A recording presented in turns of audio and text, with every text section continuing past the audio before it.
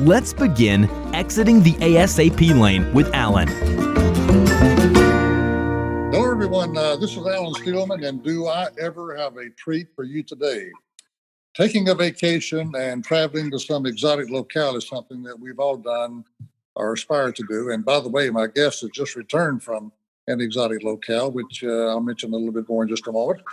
And this provides a break from life in the digital age that is so anxious and stressful, and frankly, so much so that too many can't cope without self-medicating with substances that are self-destructive and increasingly fatal.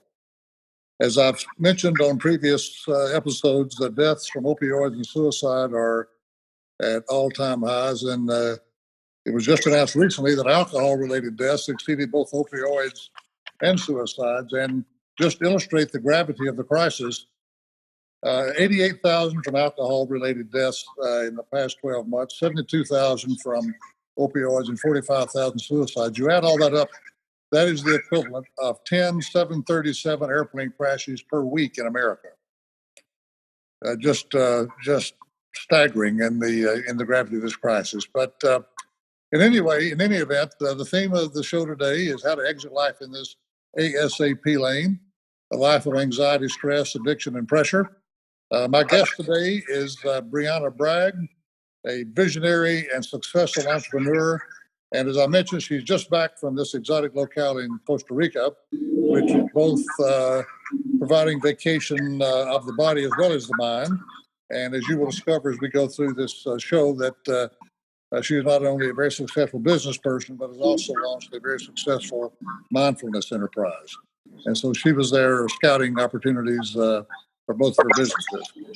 And like so many, she's going to tell us how her life has been changed by adopting a practice of mindfulness into her life. And as you've seen from previous guests, people fall into one or two categories. Everybody will say it changes your life, and some of my prior guests have said it actually saved their life. She's a very successful businesswoman. As with so many, however, the success has a dark side. It goes unseen. The toll and indeed the physical and emotional burnout can be the price one pays for a very successful life. And she will tell us how, in spite of all the outward signs of having it all, she was dealing with chronic pain and depression. Using false wizards were not an option for her. And she will tell us how she came to deal with the dark side. So Briana is CEO of Business Bragger, a very creative play on her name, I would add. That shows talent just right there. And is also founder of Vacation of the Mind, which is really the topic today. She lives in Chicago, grew up in Florida, I believe. Is that correct? That's correct, Alan. Actually went in the other direction. Instead of moving to a warmer climate, she moved to a colder one. So in any event, but she is a mindfulness expert in addition to being a successful businesswoman. And she shares why everyone can meditate and the importance of meditation for the entrepreneur. She knows the anxiety that comes with running your own business, and she will give you ways to combat it. So, Briana, a very welcome back to the United States from your trip to Costa Rica, and welcome to exiting the A.S.A.P lane with Alan. Thank you so much, Alan. It's a pleasure to be here. Now, this I've already complimented you on the creative naming your business as the Business Bragger, and I would also have to say the same about Vacation of the Mind. Thank you. Taking a vacation, as I mentioned, is something we all like to do from time to time. But a vacation of the mind, that really has an interesting sound to me. Could you please elaborate a bit on what you mean by that and why you can do it at any time? Absolutely. You know, it's a beautiful thing when we get to take a vacation. I was just in, like you mentioned, in Costa Rica for about 2 weeks. And while I was doing some work there, I also was able to get some downtime. And, you know, when you're able to relax like that, I sat poolside, I went to the beach. When you're able to relax like that, it allows your body kind of that reset, like your computer. You know, when things aren't going right on your computer and everything's kind of going haywire, you can absolutely just unplug it or shut it down and restart it. And, you know, things start working properly again. Well, our body and our mind are the exact same way.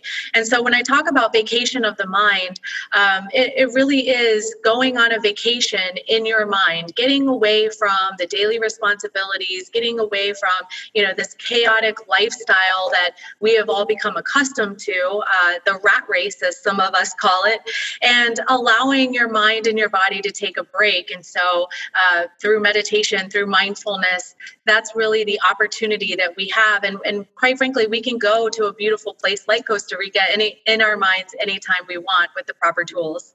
Yes.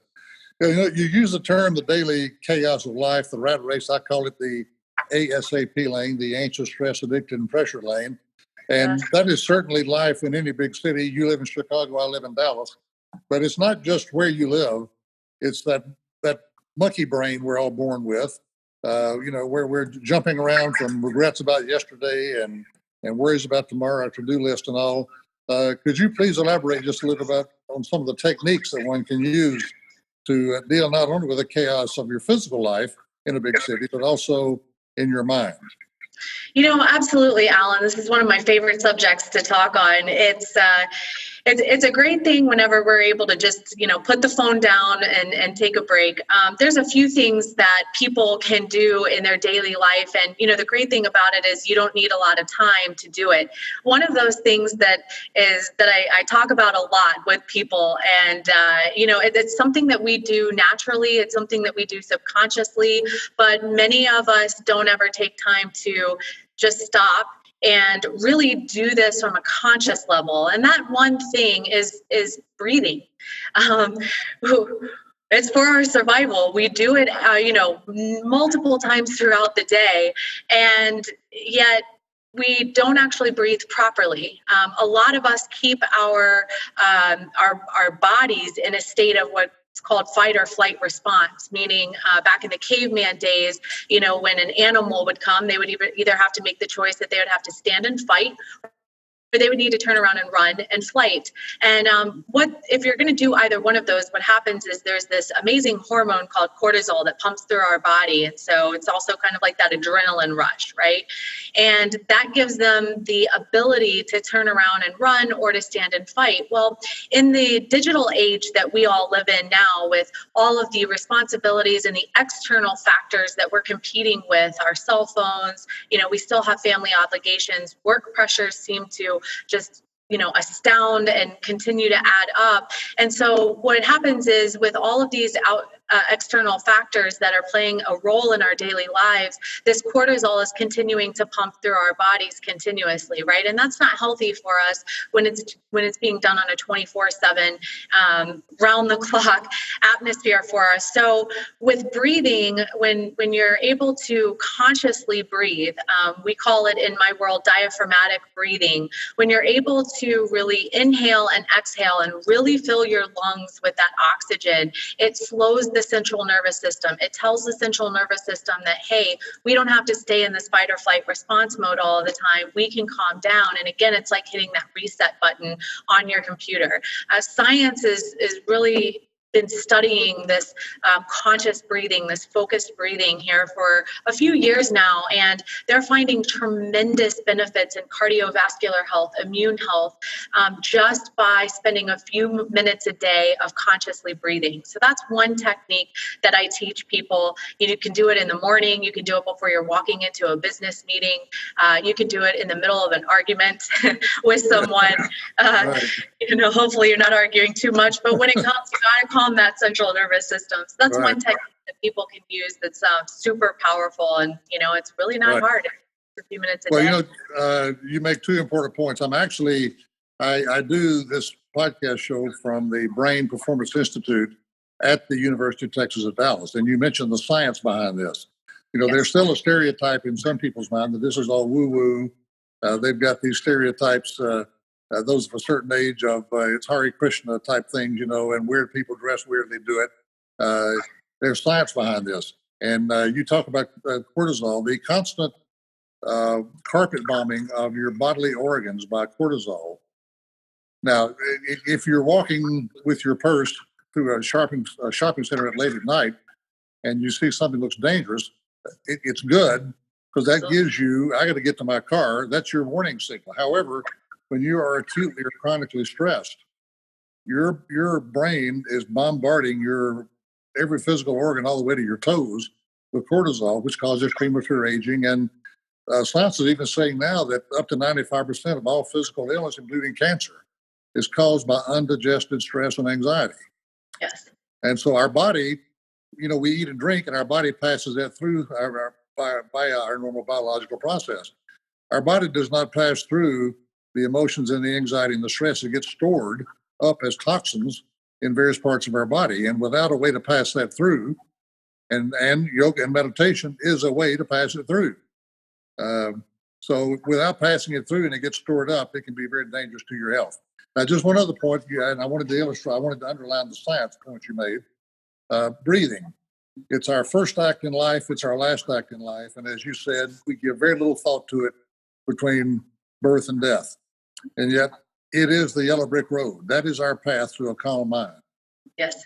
It is the first step in any kind of meditation or mindfulness practice. It is the first step because it's guaranteed to get your central nervous system to calm and relax. Right. Exactly. Now, I think you mentioned one. You have a 3-step process.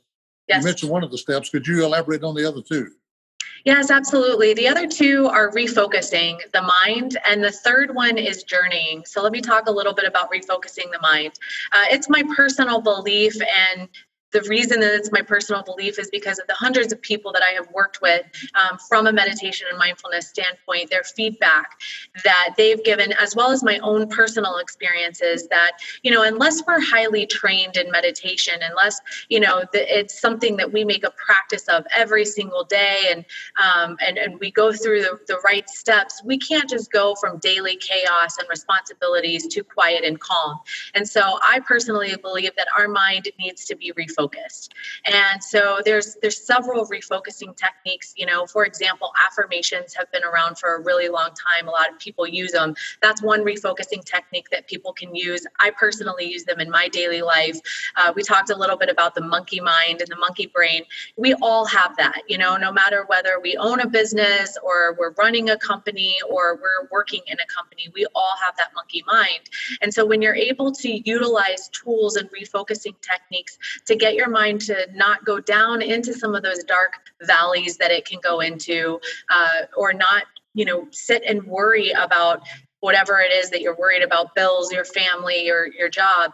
When you're able to start utilizing tools to refocus your mind, it's a huge help in order to help your body enter into a meditative state as well. And so affirmations are just one refocusing technique that's been around for a long time. One of my personal favorites that was taught to me in my training that I now pass along to other people is putting a thought or thoughts inside, seeing yourself holding on to the string of a balloon and putting your thought or thoughts inside of that balloon and holding on to that and really visualizing and seeing that balloon with the thought inside of it and then letting it go, watching it float high into the sky. That's something that I advise people to do who have insomnia problems. That's instead of counting sheep, count your balloons. Now, I've heard you call that a blue or a purple balloon. Is there anything about the color that's important, or could be any color balloon? Yeah, we prefer to use colors that are soft, colors that promote a sense of calm. Colors like red and yellow and orange can stimulate the brain's activity versus calming it down. And so the color is very important to really getting you to calm down. Now, the other thing about that is putting a color to the balloon also helps the mind refocus even better because it gives it that visualization technique that's needed to really help solidify the experience in the mind. The mind's a very powerful thing. What we plug into it, it can reproduce and come out. And so when we're able to plug it in with positivity, when we're able to refocus it in those times of need, those times of, I'm going down this dark hole or I'm worried about something, it can produce more positive for you instead of more worry and more negative. Right. Okay, so your 3 steps are breathing, refocusing, and then visualizing, I think you said. Yes. So, could you elaborate on journey, sorry. So yeah, please elaborate on that. But you hit it, Alan. The journey is a visualization technique. And so one of my most favorite places that I've ever been in the whole entire world was this beautiful 100-foot waterfall in Hawaii. I was on the island of Maui. And I got to say, though, Costa Rica's got some beautiful waterfalls, too. And, I love to take myself to that waterfall when I am stressed out, so some people like sitting on the beach. Some people like to go to the top of a mountain, where it's snow-capped and they're skiing down it or snowboarding or whatever your hobby might be, whatever beautiful place you like to visit. You can go there in your mind anytime you want. And when you are able to remember a lot of the details of that journey, of that beautiful place that you're going to, you can actually come back from that feeling as if you were actually there and as if you've actually taken a bit of a vacation. Which leaves your body feeling less stressed, which allows you to come back to work feeling as though, okay, I can handle this again. And the benefits of meditation are showing increased productivity and increased focus as well. And so when we're able to take ourselves to that beautiful place in our mind, it's just a great place to go to give yourself a break from that daily chaos. Well, you made a very important point. We've all got a monkey. We were born with a monkey. We will die with a monkey. And calming that monkey is one of life's greatest challenges. And you've got a 3-step process to keep that monkey under control. Would that be correct? That's right. Keep your monkey under control. Keep him in the jungle where he belongs. That's exactly right.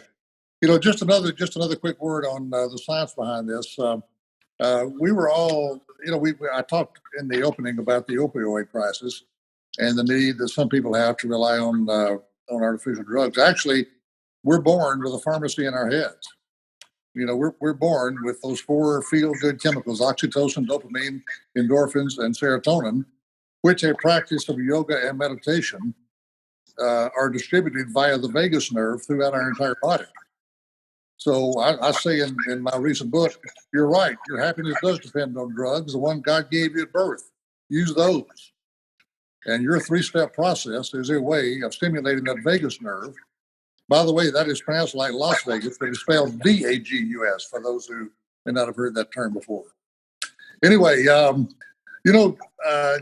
given your history of success in business and your own telling of your story about the, you didn't call it a breakdown, but you mentioned depression and other difficulties you were having coping with the pace you were trying to keep.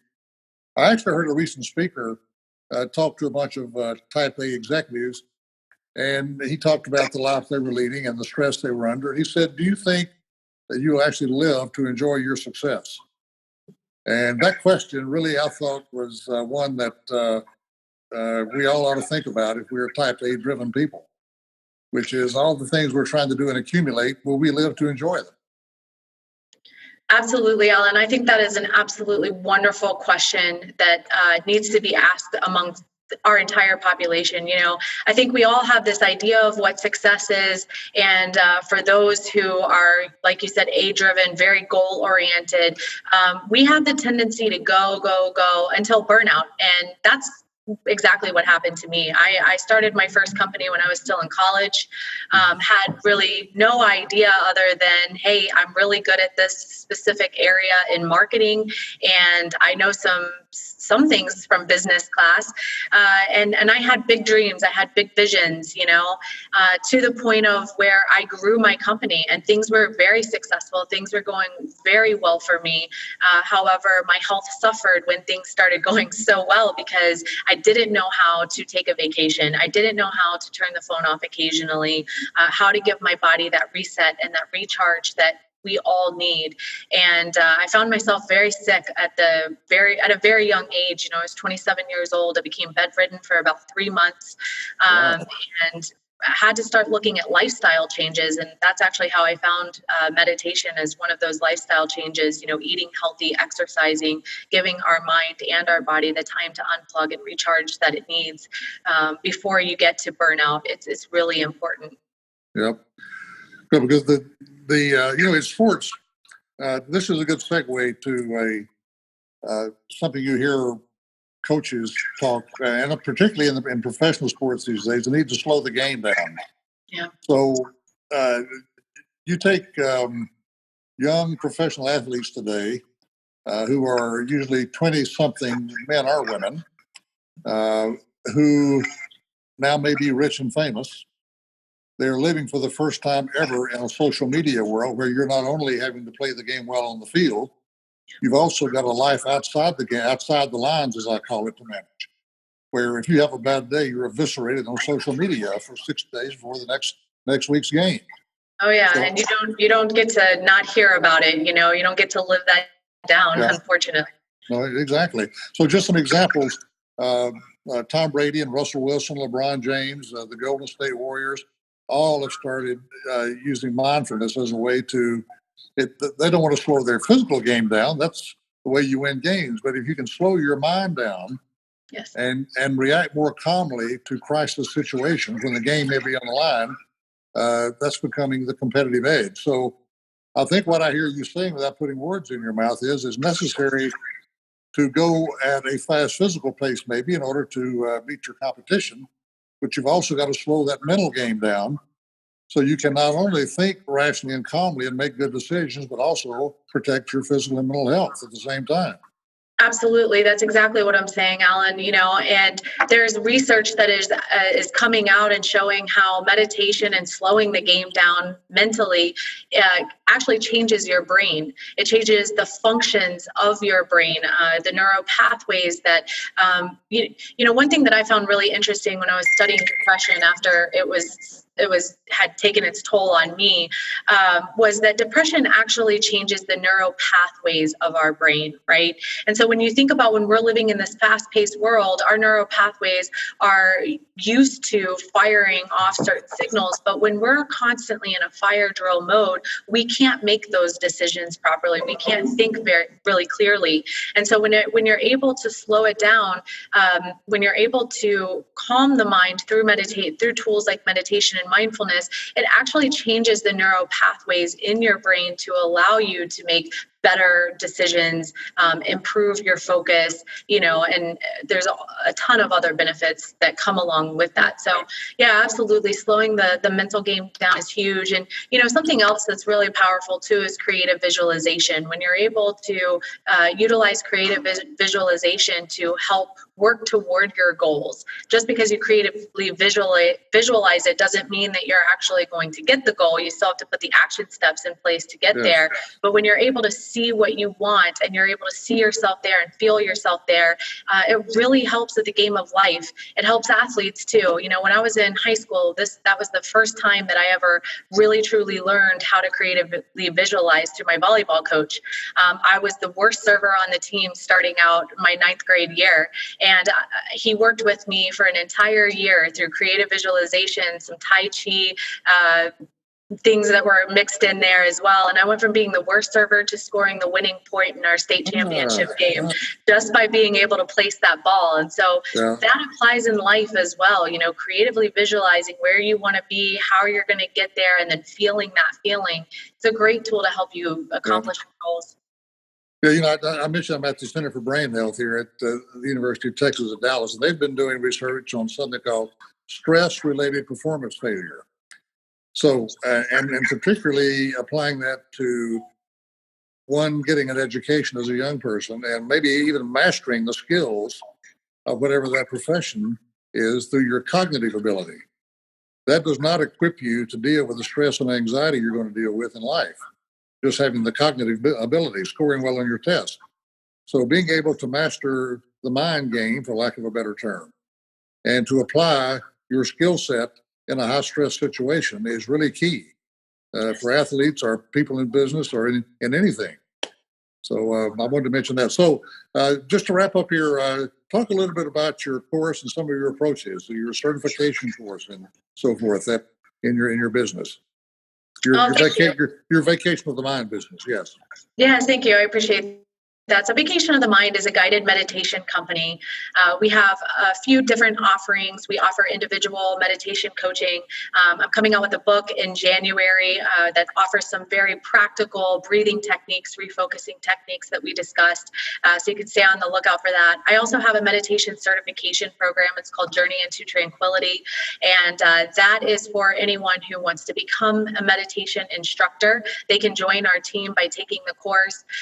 And And then we also go into corporations. We do events that are nationwide. So you can follow us on our social media. We're on Facebook, Instagram, Pinterest, and stay tuned and learn where we're going to be for our events.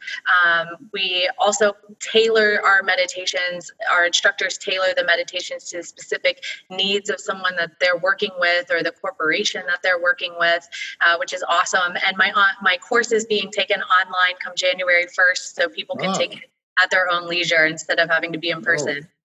Oh, great. Hey, by the way, to all our listeners, I'm going to post Briana's websites so that you all can see them. But Vacation of the Mind is just vacationofthemind.com, I believe, correct? Yes, and that's what it is on our social platforms too, Facebook, Instagram, Pinterest, just Vacation of the Mind. Okay. So if you want to learn more about Briana and both of her businesses, your social media business is businessbragger.com, is that correct? That's correct, yes. Okay, and then as we said, the vacationofmind.com, and I will again post these on the banner. So, Briana, I know that your desire and life's mission is to impact others for a positive change, in addition to being a success in your own business. And so, to learn more about Briana and her work, you can go to those websites. Also, as I said, I will post those. Briana, thank you so much for being my guest and for sharing how we can all take this vacation of the mind and a journey into tranquility. Thank you so much. Thank you, Alan. Greatly appreciate it. Have a great day. Thank you. And all of our listeners, we will see you again next week. Thank you.